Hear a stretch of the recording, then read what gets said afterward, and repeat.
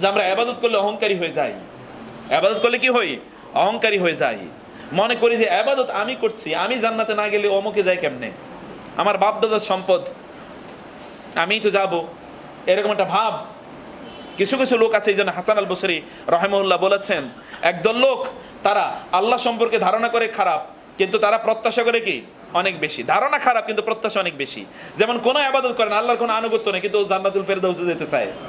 লোকের অভাব আছে এরকম, অধিকাংশ লোকই এমন, কোনো ইবাদত করবে না আল্লাহর ব্যাপারে, সুষ্ঠু ধারণা রাখবে না, কিন্তু জান্নাতুল ফেরদাউসে যেতে চায়। আমি যেমন বলছি, বাঙালির ক্যারেক্টার হলো ফেসবুকে পোস্ট দেবে, আল্লাহ তুমি আমার মৃত্যুটা মদিনায় দিও। কোথায় দিও? মদিনায় দিও। কিন্তু ও জীবনে কোনোদিন নামাজ পড়ে না।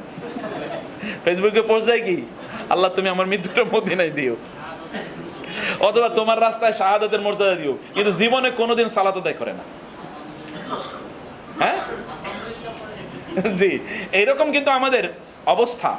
এই রকম নয়, আল্লাহর ব্যাপারে খারাপ ধারণা কিন্তু একটা নিরাপদ। এই জন্য হাসান আল বসরি রাহিমাহুল্লাহ বলেছেন, যারা আল্লাহর ব্যাপারে খারাপ ধারণা পোষণ করে, আল্লাহর ইবাদত করে না, ওদের মধ্যে শয়তান একটা sense of assurance and security, insurance, এরকম একটা সেন্স তৈরি করে দেন। যেই সকল লোকের অপরাধ করে, খেয়াল করবেন, খুবই গুরুত্বপূর্ণ, হাসান আল বসরি রাহিমাহুল্লাহ তিনি এমন অনেক বক্তব্য দিয়েছেন, যেই বক্তব্যগুলো কোরআন হাদিসের নির্যাস। কোরআন হাদিসের কি নির্যাস, essence of the Quran the সুন্নাহ, কোরআন হাদিসের বাইরে কোনো বক্তব্য নয়, ওগুলো নির্যাস। তিনি বলেছেন, বহু লোক তারা যখন আল্লাহর অবাধ্য হয়, আল্লাহ ওদের অন্তরে একটা কি, একটা নিরাপত্তার একটা গন্ধ তৈরি করে দেন। নিরাপদ, আমার কি হবে, অপরাধ করছি দেখি কি হয়েছে, আমার কি হবে, আল্লাহ কি আর আমার জান্নাত না দিয়ে পারেন নাকি? আল্লাহ আমার অবশ্যই জান্নাত দেবেন, আমি জান্নাতে যাবই। ওয়ামা আযুন্নু সাআতা কায়িমা ওয়ালা ইর রুদিতু ইলা রাব্বি লা আজিদান্না খায়রাম মিনহা মুনকালাবা। ওই যে দুই ভাইয়ের ব্যাপারে আল্লাহ সুবহানাহু ওয়া তাআলা, অথবা দুই বন্ধু, দুইজন ইনভেস্টমেন্ট করেছে বাপের কাছ থেকে, অথবা দুই বন্ধু একসাথে কিছু টাকা পয়সা পেয়েছে, একজন দান সাদাকা করে দিয়েছে সব টাকা পয়সা, কিছু নিজের জন্য রেখে দিয়ে আর সব দান সাদাকা করে দিয়েছে, আর একজন ব্যাপক ব্যবসা বাণিজ্য করেছে, ব্যবসা বাণিজ্য করে অনেক সম্পদের মালিক। সূরা আল কালাম আপনারা পড়বেন, সেখানে আল্লাহ সুবহানাহু ওয়া তাআলা আসহাবুল জান্নাহ এর কথা বলেছেন, ইয আকসামু লা ইয়াসরিমুন্নাহা মুসবিহিন ওয়া লা ইস্তাসনুন ফাতাফা আলাইহা তায়িফুম মির রাব্বিক ফাআসবাহাত কাসসারিম ফাতানাদাউ মুসবিহিন আন ইগদু আলা হারসিকুম ইন কুনতুম সারিমিন। এটা লম্বা আলোচনা, সেখানে আপনারা দেখবেন আল্লাহ সুবহানাহু ওয়া তাআলা সেখানে জানিয়ে দিলেন যে এইখানে এইরকম হলো যে যখন ওর সব সম্পদ কি, সব সম্পদ যখন ফালাউলা ইজ দাখালতা জান্নাতা কুলতা মা শা আল্লাহু লা কুওয়াতা ইল্লা বিল্লাহ ইন তারানি আনা আকাল্লা মিনকা মালাও ওয়া ওয়ালাদা। সে তখন ওই যে অহংকারী বন্ধু, ও বলল আমার মনে হয় না আমার এই সম্পদ কোনো কিছু হবে, আমি বহু কষ্ট করে সম্পদ অর্জন করেছি। আর দুই নম্বর হলো, যদি আমি মারাও যাই তাইলে আল্লাহ তোমার চেয়ে ভালো রাখবেন আমাকে। কিন্তু আল্লাহর আনুগত্য করে না, কোনো ইবাদত করে না, মারা গেলেও তোমার চেয়ে ভালো রাখবো। কেন ভালো থাকবে, কি যুক্তিতে? আল্লাহ আমার দুনিয়াতে এত ভালো রাখছে, কি আমার প্রতি অসন্তুষ্ট হলে এরকম ভালো রাখতেন? নিশ্চয় আমার প্রতি তিনি খুবই খুশি, এই জন্য দুনিয়া এত ভালো রেখেছেন, আখেরাতেও তিনি আমাকে ভালো রাখবেন। এরকম একটা সেন্স অফ সিকিউরিটি তৈরি করে দেন। আর যারা আল্লাহওয়ালা, আল্লাহ তাদের অন্তরে কি তৈরি করে দেন, একটা ভয়, ভীতি, আশঙ্কা। এই ভয়, ভীতি, আশঙ্কার কারণে এই যে আয়াতেরই শেষের দিকে আল্লাহ বলেন, উলাইকা ইউসারিউনা ফিল খায়রাতি ওয়া হুম লাহা সাবিকুন। এই লোকগুলোই নামাজের প্রথম কাতারে দৌড়ে চলে আসে, কিন্তু প্রতি মুহূর্তে ইবাদত করে বেশি, এদের মধ্যে আতঙ্ক আশঙ্কা থাকে বেশি, ইবাদত করে বেশি, ইউসারিউনা ফিল খায়রাত, কল্যাণের কাজে তারা অন্যের চেয়ে অনেক অগ্রগামী, ওয়া হুম লাহা সাবিকুন। এই জায়গায় তারা প্রতিযোগিতা দিয়ে অন্যের সামনে এগিয়ে যায়, কিন্তু তাদের অন্তরেও কি ভয়, আতঙ্ক। আর অন্য জায়গায় যে কোনোদিন মসজিদে আসে না, জুমার নামাজও পড়তে আসে না, ওরে জিজ্ঞেস করে দেখবেন ও আল্লাহ সম্পর্কে অনেক উচ্চাসা পোষণ করে, না অবশ্যই আমি জান্নাতে যাবই। তিলকা আমানিহুম কুল হাতু বুরহানাকুম, এগুলো তোমাদের প্রত্যাশা, দলিল নিয়ে আসো। ওয়ামা লাইসা বিআমানিকুম ওয়ালা আমানি আহলিল কিতাব, তোমাদের প্রত্যাশা আহলি কিতাবের কোনো প্রত্যাশায় কোনো কাজ হবে না, বরং একটাই, তা হলো যে আল্লাহর প্রতি ঈমান এনেছে এবং তার প্রতি আনুগত্য করেছে, সেই শুধুমাত্র সফলতা অর্জন করবে। সেই জন্য প্রিয় ভাইরা, বোনেরা, বলছি যে আল্লাহ সুবহানাহু ওয়া তাআলাকে যদি আপনি চেনেন, তাহলে দেখবেন যে অন্তরে অন্য ধরনের একটা ভয়, ভীতি, আশঙ্কা, আতঙ্ক তৈরি করবে। কিন্তু এই ভয়, ভীতি আপনাকে আরো প্রশান্তি প্রদান করবে। কি প্রদান করবে? প্রশান্তি প্রদান করবে। আপনি সবকিছুর মধ্যে প্রশান্তি পাবেন। আল্লাহ সুবহানাহু ওয়া তাআলা তমানিনা একটা জিনিস, আরেকটা হচ্ছে ওয়াজিলা আরেকটা জিনিস।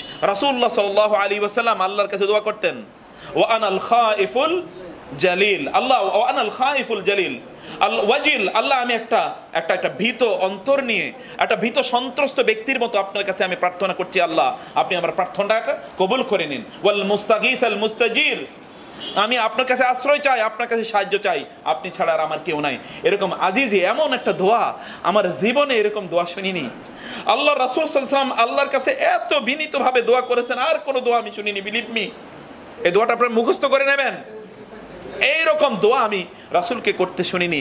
কিভাবে মনে হচ্ছে যেন ভেঙ্গে চুরে তিনি পড়ে যাচ্ছেন আল্লাহর কাছে, এইভাবে দোয়া করছেন, আল্লাহ আমি অসহায়, তুমি আমায়, আমি ভীত সন্ত্রস্ত, আমি আতঙ্কিত আমার নিজকে নিয়ে, তুমি আমাকে ক্ষমা করে দাও, তুমি আমার বিপদ দূর করে দাও, তুমি আমাকে মুক্তি দান করো, তুমি আমাকে এই দাও সেই দাও। আল্লাহর কাছে তিনি এভাবে তার নিজকে উপস্থাপন করেছেন। প্রিয় ভাইরা, সেজন্য বলছি যে এটা হচ্ছে আল্লাহওয়ালাদের বৈশিষ্ট্য। আল্লাহ সুবহানাহু ওয়া তাআলাকে ভয় পাও, এই জন্য আল্লাহ সুবহানাহু ওয়া তাআলা বলেছেন ওয়াখাফুনি ইন কুনতুম মুমিনিন, তোমরা যদি সত্যিকার ঈমানদার হও তাহলে তোমরা আমাকে ভয় পাবে। আল্লাযিনা ইউবাল্লিগুনা রিসালাতিল্লাহি ওয়া ইয়াখশাউনাহু ওয়া লা ইয়াখশাউনা আহাদান ইল্লাল্লাহ, যারা আল্লাহ সুবহানাহু ওয়া তাআলার দ্বীনের তাবলীগ করে করে বেড়ায়, যারা দিনের কি করে, নবীদের কথা আল্লাহ বলছেন, আল্লাযিনা ইউবাল্লিগুনা রিসালাতি রাব্বি রিসালাতিল্লাহি, যারা আল্লাহর রিসালাতের দায়িত্ব পালন করে, দেখেন ওয়া ইয়াখশাউনাহু, এবং তারা ভয় পায় কাকে, আল্লাহকে। নবীদের কথা বলছে, ওয়ালা ইয়াখশাউনা আহাদান ইল্লাল্লাহ, আল্লাহ ছাড়া কাউকে ভয় পায় না। প্রিয় ভাইরা, আমি আপনাদেরকে বলেছিলাম কিনা জানি না, রাসূলুল্লাহ সাল্লাল্লাহু আলাইহি ওয়াসাল্লাম সাহাবায়ে কেরামরা বলেছেন রাসূলের চেয়ে এত সাহসী আমরা কাউকে দেখিনি, রাসূলের চেয়ে এত সাহসী আমরা কাউকে দেখিনি। আমি একটা হাদিস ওদিন পড়ছিলাম, বিলিভ মি আই ক্রাইড, আমি কতক্ষণ পর্যন্ত থমকে ছিলাম যে কি পড়লাম আমি এটা। সেটা হলো যে সাহাবায়ে কেরাম রাদিয়াল্লাহু মদিনার ঘটনা, হঠাৎ করে একটা আওয়াজ আসলো, হঠাৎ করে কি একটা আওয়াজ আসলো দূর থেকে। সাহাবায়ে কেরামরা আওয়াজ শুনে একটু ভয় পেয়ে গেলেন, তারা দৌড়ে গেলেন কোন দিক থেকে আওয়াজ আসছে, কোন দিক থেকে আওয়াজ আসছে। তারা দেখলেন ওই দিকে যাচ্ছেন, রাসূল সাল্লাল্লাহু আলাইহি ওয়াসাল্লাম ওই দিক থেকে ফিরে আসছেন। তারা আওয়াজের দিকে যাচ্ছে, ওই আওয়াজের দিক থেকে রাসূল সাল্লাল্লাহু আলাইহি ওয়াসাল্লাম কি করছেন, ফিরে আসছেন। সাহাবায়ে কেরাম, ইয়া রাসূলুল্লাহ আপনি? বলে হ্যাঁ, যখন আমি আওয়াজটা শুনলাম আমি দৌড়ে আগে আওয়াজের কাছে চলে গেলাম, কোত্থেকে এই আওয়াজ আসছে, গিয়ে দেখলাম আসলে কি ওইটা অন্য একটা কিছুর আওয়াজ, তোমাদের ভয় পাওয়ার কোনো কারণ নাই। সাহাবায়ে কেরামরা বলেন আমরা অবাক হয়ে গেলাম, আমরা একদল লোক ছাড়া ওইদিকে যেতে চাইনি, আমরা ভয়ে আতঙ্কে ছিলাম, কোত্থেকে আওয়াজ আসে। আর রাসূল সাল্লাল্লাহু আলাইহি ওয়াসাল্লাম একা ওইখানে দৌড়ে গেলেন, একা গিয়ে দেখে আসলেন যে আওয়াজ কোত্থেকে আসলো, আমি দেখে আসি। কি ব্যক্তি, কি মানুষ, এতটা সাহসী, কিন্তু আল্লাহ সুবহানাহু ওয়া তাআলা ভয় তাকে কি করে দিত, কাবু বানিয়ে দিত। আল্লাহর ভয় তাকে কাবু বানিয়ে দিত। ওয়ালা ইয়াখশাউনা আহাদান ইল্লাল্লাহ, আল্লাহ ছাড়া তারা কাউকে ভয় পেত না। প্রিয় ভাইরা, সেই জন্য বলছি আল্লাহ সুবহানাহু ওয়া তাআলার কাছে ইমানদারদের অবস্থা হচ্ছে এরকম। রাসূলুল্লাহ সাল্লাল্লাহু আলাইহি ওয়াসাল্লাম বলেছেন মুমিনদের অবস্থাটা হচ্ছে যে তারা কোনো অপরাধ করলে তারা মনে করে পাহাড় মাথার উপরে, আর একজন মুনাফিক যখন অপরাধ করে তখন সে কি মনে করে, মনে করে একটা মাছি সামনে দিয়ে যাচ্ছে, আচ্ছা এটা শেষ, আমি কি করলাম, এটা ফেলে দিলাম। ওই জন্য ও গতকাল একটা অপরাধ করেছে, আজকে এক অপরাধ করছে, তারপরেও করছে, অপরাধ ছাড়া। এই জন্য আমি সাধারণত বলে থাকি প্রিয় ভাইরা, অনেক যুবকদের আমি দেখেছি, অনেক যুবকদেরকে আপনারা এটা ভালো করে এগুলো শুনে রাখবেন, অনেক যুবকদের আমি দেখেছি ওরা গালি ছাড়া কথাই বলতে পারে না। আমার হৃদয়টা তখন ক্ষত বিক্ষত হয়ে যায়। অনেক লোক আছে ওদের মুখের ভাষা, যখনই মুখ থেকে কোনো শব্দ বের হয় ওটাই ফাউল, যা বের হয় সেটাই কি ফাউল।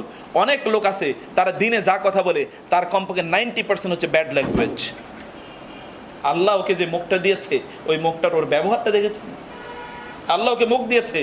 আপনার দিনের যতগুলো কথা বলেন তোর মধ্যে কতগুলো কথা ভালো বের হয়, একদিন এটাকে একটু রাখার চেষ্টা করবেন, একটু কাইন্ডলি নিজে নিজে কিছু রেকর্ডিং করবেন, বা অন্য কাউকে বলবেন একটু রেকর্ডিং করো যে আমি কি বলি ডেইলি, আমার কথাগুলোর মধ্যে কতটুকু ভালো আছে কতটুকু মন্দ আছে, একটু চেক করার চেষ্টা করবেন। Many people are there only language whenever they open their mouth they speak bad language। যখনই তারা মুখ খোলে তখনই তাদের মুখ দিয়ে কি খারাপ কথা ছাড়া বের হয় না। আমি অনেক লোকের দেখছি ওর মুখে আমি ভালো কথা জীবনে কোনোদিন শুনি নাই, আমি শুনি নাই, আপনারা শুনতে পারেন। এমন বহু লোক আছে যেটা বলে ওটাই গালি দিয়ে বলে, না এরকম লোক যা বলে ওটাই গালি দিয়ে বলে, it has become his language. অনেক এমন লোক আছে ও যখন এমনি কথা বলে তখন একটা ভাষায় কথা বলে, আর যখন ও গালিগালাজ করে তখন 3-4টা ভাষায় কথা বলে, কখনো ইংরেজি, কখনো হিন্দি, কখনো কি বাংলা, কখনো আপনার লোকাল ল্যাঙ্গুয়েজ, কয়েকটা ভাষা মিলিয়ে গালিগালাজ করে। মানে when he speaks foul or she speaks foul তখন ও কয়েকটা ভাষা ব্যবহার করে। এরকম বহু লোক আমি দেখেছি। আমাদেরকে বুঝতে হবে যে আল্লাহ সুবহানাহুর ভয়ে একজন মানুষকে কিভাবে প্রতি মুহূর্তে কাবু বা আতঙ্কিত করে রাখতে পারে এবং তারা কিভাবে সেভাবে তাদের জীবনটাকে পরিচালনা করে।